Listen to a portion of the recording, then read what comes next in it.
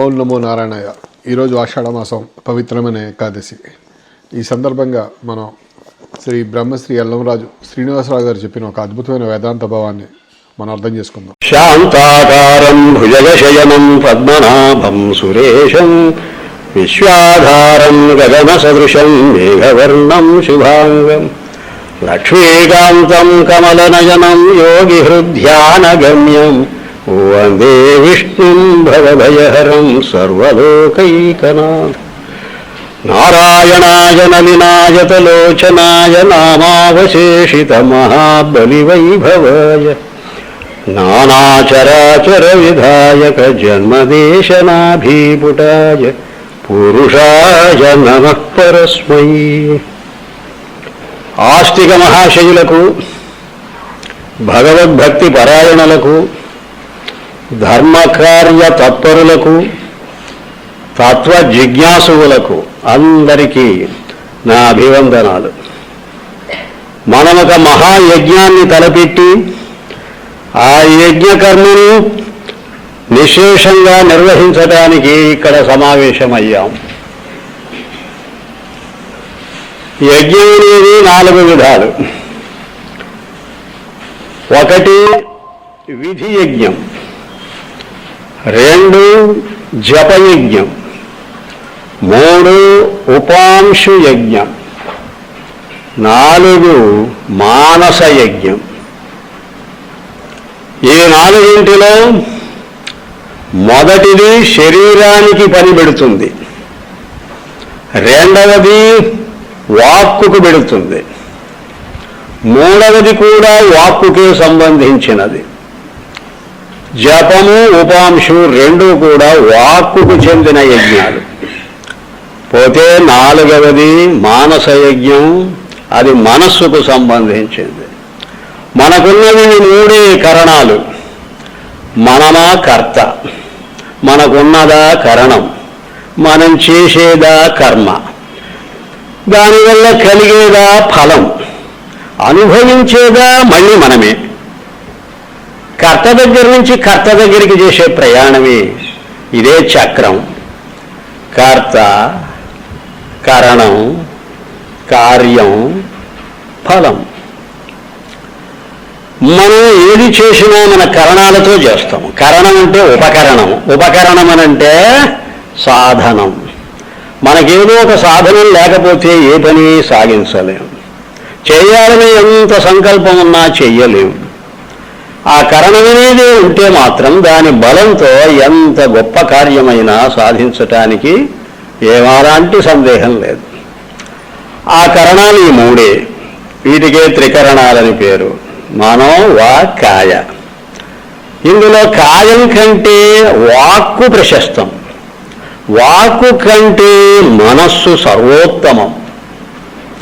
మనస్సు శుద్ధి అయితేనే వాక్ శుద్ధి అవుతుంది, వాక్ శుద్ధి అయితేనే చిత్తశుద్ధి, వాక్శుద్ధి 2 అయిన తర్వాత కాయశుద్ధి అనేది దాని పాటికదే ఏర్పడుతుంది.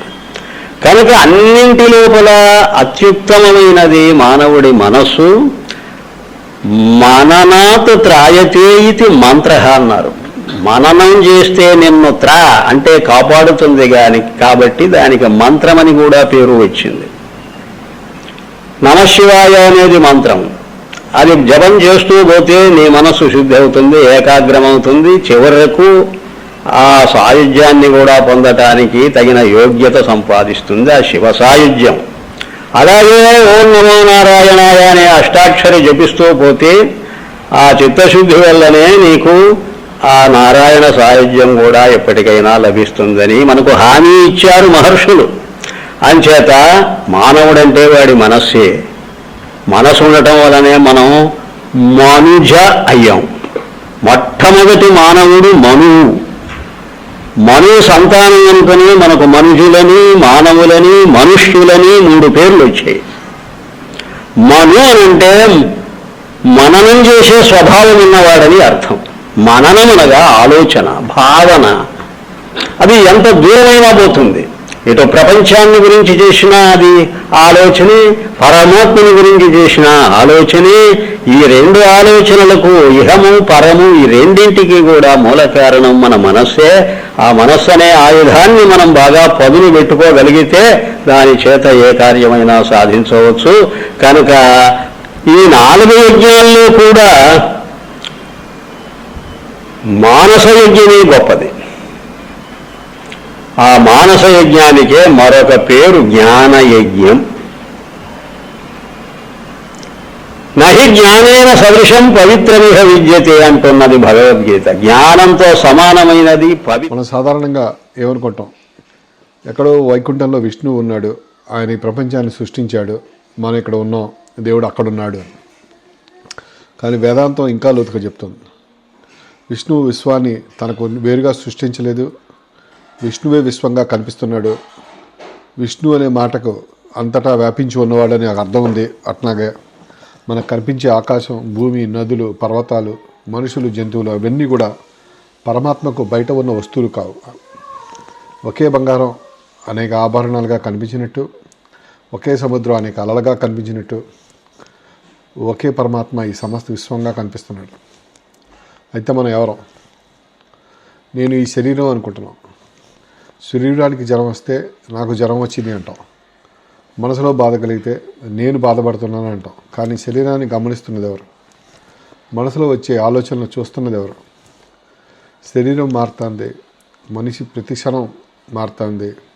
కానీ ఈ మార్పులను తెలుసుకుంటే నేను మాత్రం అలాగే ఉన్నాను. అందుకే నేను శరీరం కాదు, నేను మనసు కూడా కాదు. శరీరాన్ని, మనసుని తెలుసుకుంటున్న సాక్షి చైతన్యమే నా నిజమైన స్వరూపం. ఈ సత్యాన్ని మనం ఎలా చూడాలి?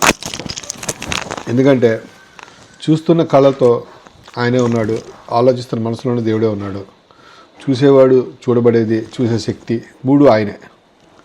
ఇప్పుడు మనం వాళ్ళ శనివారం కాబట్టి కాసేపు తిరుమల దర్శనం గురించి మాట్లాడుకుందాం. తిరుమల దర్శనం ఒక్కొక్కరికి ఒక్కొక్క రకమైన అవకాశాలు దొరుకుతాయి. కొంతమంది విఐపి బ్రేక్ దర్శనానికి వెళ్తారు, కొంతమంది 300 రూపాయల దర్శనానికి పోతారు, ఇంకొంతమంది సర్వదర్శనం 24 గంటల క్యూలో ఉంటారు. సమయం వేరు, మార్గం వేరు, సౌకర్యం వేరు. కానీ అలాగే స్వామివారిని చూసే సమయం కూడా వేరే. అయినా కూడా బయటకు వచ్చిన ప్రతి భక్తుడు స్వామివారి దర్శనం అయ్యింది, మనసు నిండిపోయింది, స్వామివారి ఆశీర్వాదం లభించింది అనే అనుభూతితోనే ఉంటాడు. ఎవరికి కూడా అనుభూతి విషయంలో ఎవరు తక్కువ లేదు. అరే నేను 24 గంటలు చేసుకున్నాను దర్శనం అనేవాడికి ఎక్కువ సంతోషం, గంటలో చూసిన వాడికి తక్కువ సంతోషం అట్లాగే ఉండదు. సో ఎందుకు ఇలాగా అంటే, ఆనందం కేవలం మనకు కళ్ళకు కనిపించిన విగ్రహం నుంచి రావడం కాదు. ఏదైతే ఆ నిమిషంలో దర్శనం జరిగిందో ఆ క్షణంలో మన అహంకారం కూడా పూర్తిగా తగ్గిపోతుంది. మన కోరికలు కొద్దిసేపు ఆగిపోతాయి. మనసు పూర్తిగా స్వామివారి పేరు నిలుస్తుంది. మనసులోని శబ్దం తగ్గినప్పుడు మనలో ఎప్పటి నుంచో ఉన్న దేవానందమే బయటపడుతుంది. అందుకే దర్శన మార్గాలు వేరైనా కానీ దర్శనానంతరం మనకు కలిగే సంపూర్ణత అందరికీ ఒకటే, ఆ కంప్లీట్నెస్ ఇప్పుడు ఒకటే. విఐపి దర్శనంలో కనిపించే వెంకటేశ్వరుడు వేరు కాదు, సర్వదర్శనంలో కనిపించే వెంకటేశ్వరుడు కూడా వేరు కాదు. స్వామి ఒకడే, మార్గాలు మాత్రమే వేరు. కానీ భక్తుల అనుభవాలు వేరు. కానీ అంతరంగంలో తాకబడే పరమాత్మ మటుకు ఒకటే. అందుకే అసలైన దర్శనం అంటే స్వామివారిని కొద్ది క్షణాలు చూడటం మాత్రమే కాదు, తిరుమల నుంచి తిరిగి వచ్చిన తర్వాత కూడా ప్రతి జీవిలోనూ, ప్రతి అనుభవంలోనూ, మన హృదయంలోనూ అదే శ్రీమన్నారాయణుని గుర్తించటం. విశ్వం విష్ణువుకి వేరుగా లేదు, విశ్వమే విష్ణువు, మనలో ఉన్న చైతన్యమే ఆయన సన్నిధానం. ఓం నమో వెంకటేశాయ, ఓం నమో నారాయణాయ.